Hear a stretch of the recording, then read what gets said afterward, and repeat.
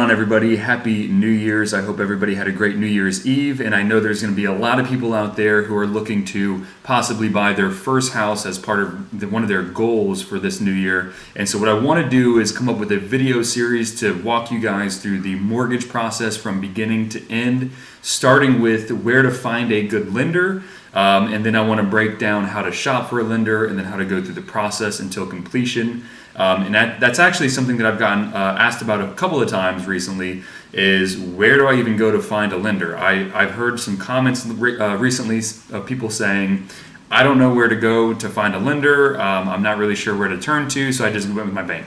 And there's nothing wrong with going to your bank, but you do have other options. So I want to talk about those options and break those down for you guys, and then also explain some of the differences between those different options you have.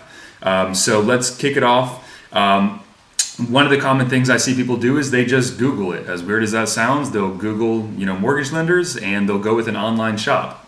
Typically, an online shop will be more of like a call center kind of environment. You'll call in, you'll go through the loan application. Somebody will be in a cubicle with a little headset on, they'll answer all your questions. And there's nothing wrong with that. If you like that, that's perfectly fine. Although I do find that people more often than not actually want to sit down with me, have a beer, have a coffee, and they want to get to know me a little bit before they decide to do business with me, which is how I prefer to do it as well, because I want to get to know you before I start working on your file. So that's the first way. Probably the next way and the best way is going to be ask your real estate agent. So more likely than not, you're going to be working with a real estate agent, and that real estate agent is going to have 2 to 3 lenders they can refer to you.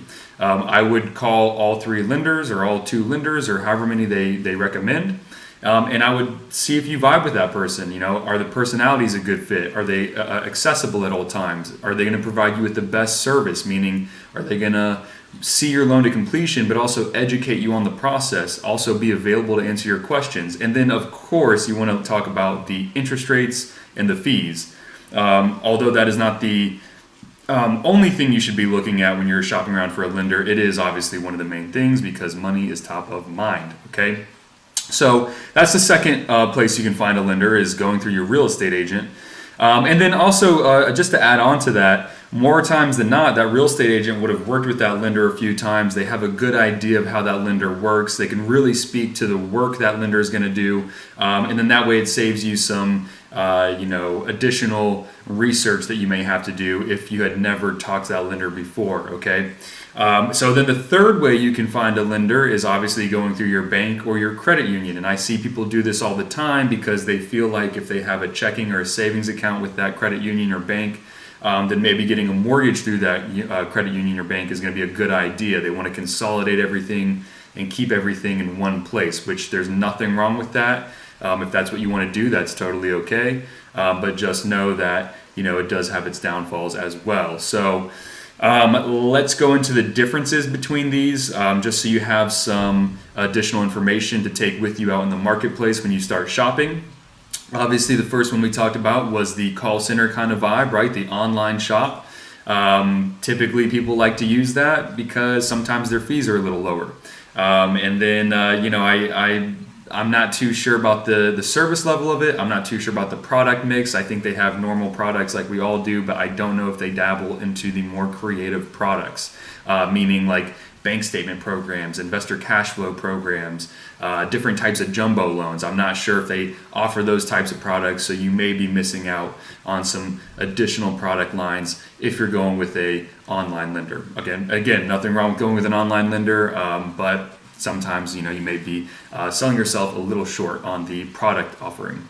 The direct lenders are going to be the next category of lenders. You're going to have a direct lender that has everything in-house. The underwriter is going to be in-house, which is nice because sometimes in the transaction you may have questions, the lender may have questions, and they may have to go back to the underwriter to get some clarification on something or to troubleshoot on a problem that we may be having. That's critically important, is access to the underwriter.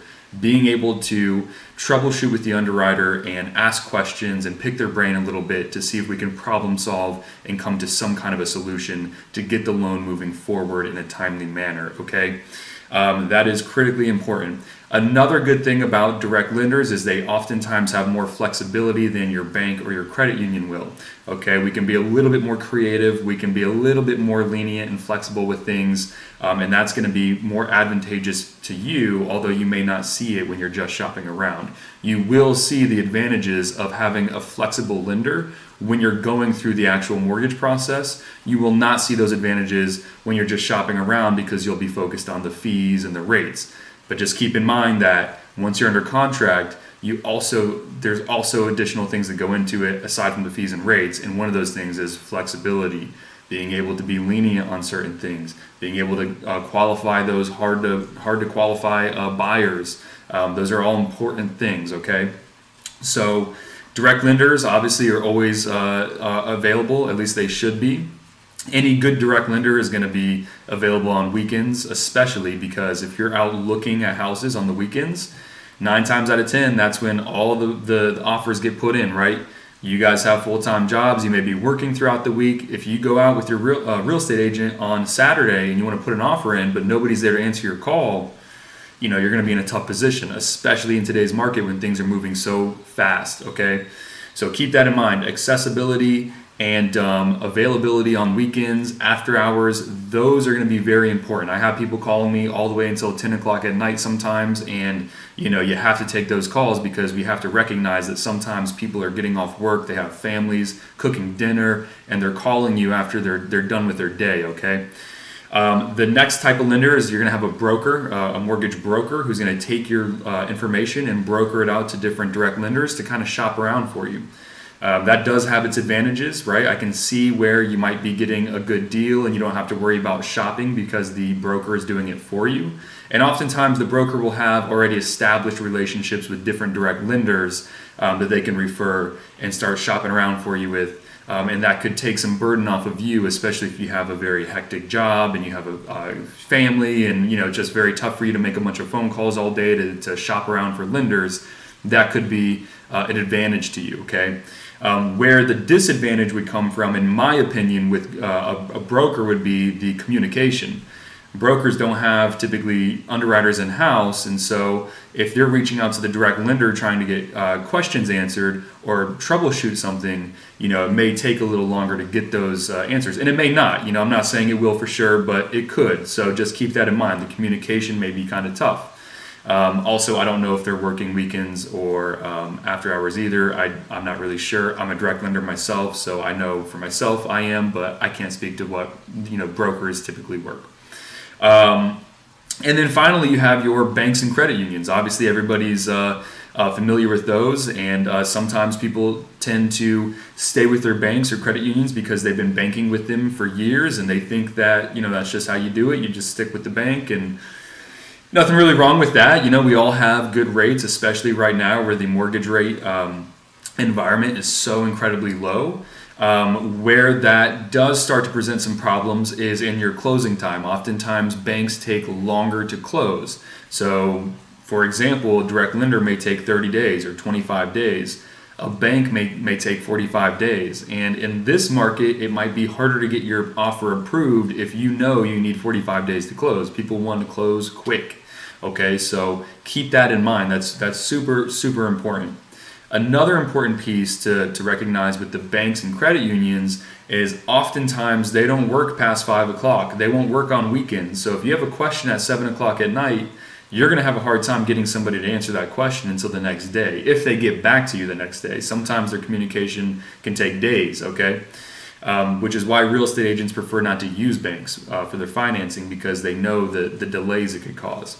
And then, on weekends, if you're trying to put an offer in or get a pre-approval quickly, it may be a challenge to do that through a bank or a credit union. So just keep that in mind as well. It's all about accessibility, customer service as well. It's not always about rates and fees, although that is important. Sometimes it's about those other aspects of the loan process as well that really make a difference in your home buying experience. So that just to recap, the common ways people find a lender to use, sometimes they'll just look online, they'll refer to their real estate agent to get some referrals, or they'll go to the banks or their credit unions. And then you have the different types of lenders you may come in contact with, online shops. You may have a direct lender, a broker, or a bank and a credit union. So that's just a high level overview of where to go and then what the differences are. If you guys have additional questions or more detailed questions about that, feel free to contact me.